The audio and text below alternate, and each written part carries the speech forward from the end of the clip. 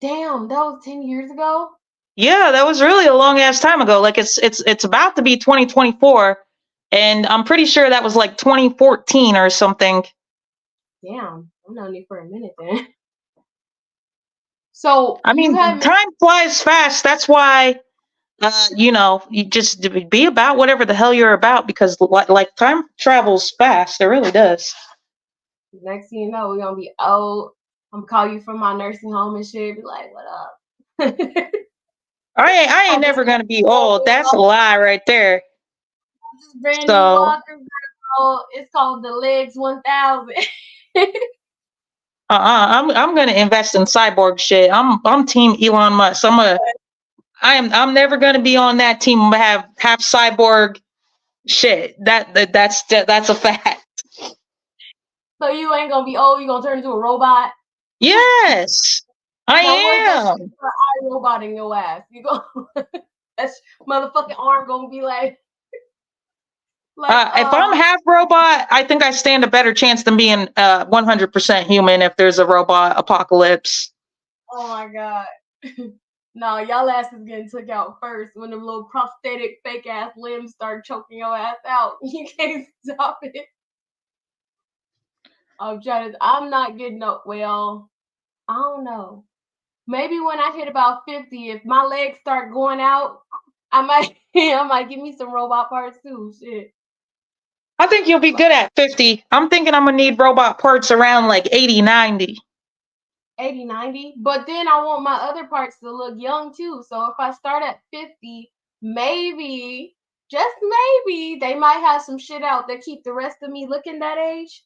And then my robot legs can make up for the insides fucking up. You know what I Now mean? we're getting into like dark territory. Just do a whole body implant, kill some young, beautiful 19-year-old and get her body for Oh my $20,000 god. and put I your just brain in her. watched It's the like, movie now we're getting into some dark shit. I just watched a movie on Netflix about that shit. They was taking like if the bitch got like 19 years to live, you go take her little 19 years, like she could pay you her 19 years and you get aged backwards. Like her 19 years or however many years you buy. So if I was 50 years old and I bought like 10 years from this bitch, I would be 40, well, or I would look and feel 40 after the operation. I will totally die. I will buy every single motherfucking year I can get. I'm trying to tell you, I'm not about to be no old hag. I'm getting. I don't think I want no Botox because they be making people like this. But Are you afraid to age though? Like, are you?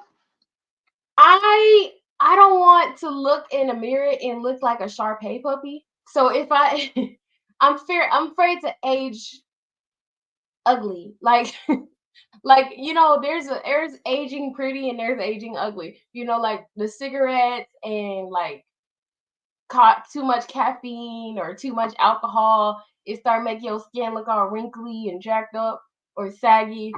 I don't want to age like that. I want to age like my grandma. You would never guess how old she is because 94?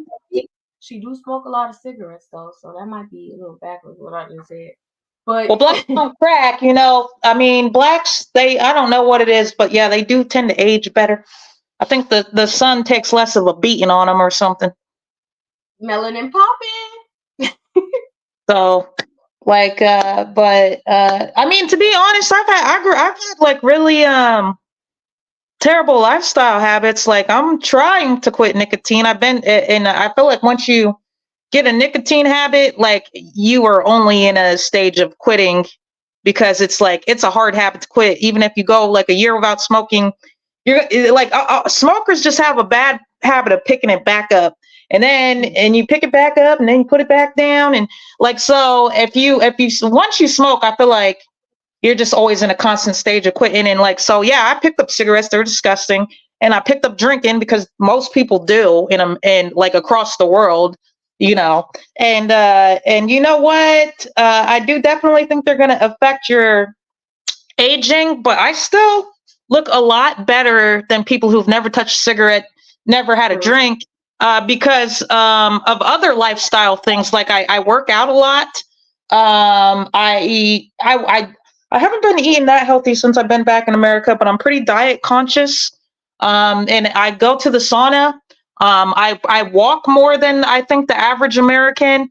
And like, I'm not saying like smoking and drinking is good, but there's but you know, so is having soda, so is sitting in front of the TV, so is not getting enough exercise. And if you're doing like some habits that are just like not that great, but then you have a whole list of habits that are pretty great. In the end, like you still can be like significantly healthier than a lot of people.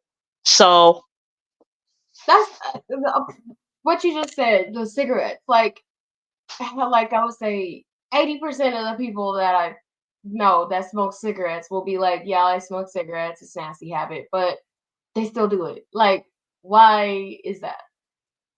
Like everybody self-consciously knows, like, okay, yeah, it's a fucked up habit, I know, but I'm my cigarette. You know? I don't understand how you consciously like think it's disgusting but still do it. You know because what I mean? nicotine is literally the most addicting substance on earth. Like they've given rats nicotine, and they've done studies on rats, and they've given them like cocaine and heroin, like all the drugs that humans do, and that they always go for the nicotine above all drugs.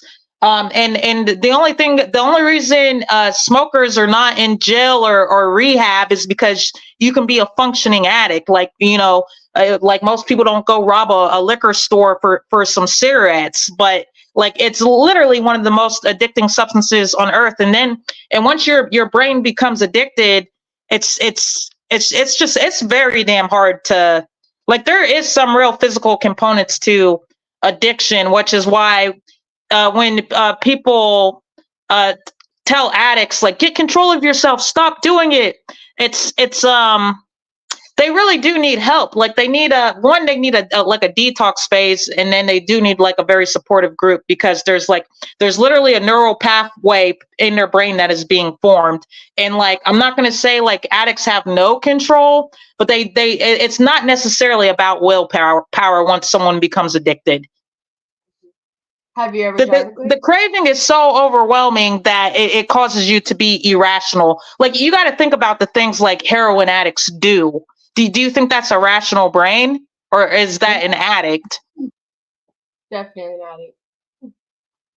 Like, have you ever tried to quit cigarettes?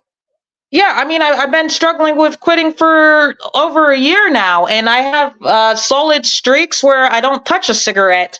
I like, but you know, like I'll be honest, like I haven't, like I went like 6 months without smoking, then I started smoking, then I put it down, like 3 weeks later, then I went like 2 months without smoking, then I smoked for like a week. Like that's kind of my pattern, and now I'm at like 4 days no nicotine, and I'll tell you, I really want nicotine. Like I do. Like, so like once you're an addict, you're kind of an addict, and you're just like in a constant fight with yourself. And like one of the reasons I haven't done things like heroin and meth.